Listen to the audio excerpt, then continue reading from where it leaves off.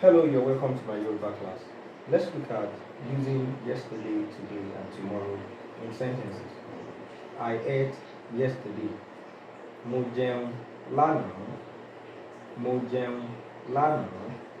I called you yesterday. Mo pè ọ́ lánàá. Mo pè ọ́ lánàá. I have seen you today. Mo ti rí ọ lónìí. Mo ti rí ọ lónìí. We arrived today. A dé lónìí. A dé lónìí. I will come tomorrow. Màá wá lọ́la. Màá wá lọ́la. He will arrive tomorrow. Ó máa dé lọ́la. Ó máa dé lọ́la.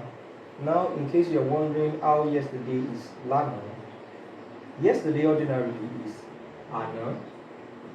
Àná. Yesterday ordinarily is àná, but we have new àná. That's literally at yesterday. The contraction of ní and àná is what gives us lánàá. The same thing is applicable to lónìí. Ordinarily, today is òní, but lónìí is a combination of ní and òní. When we contract ní and òní, it becomes lónìí.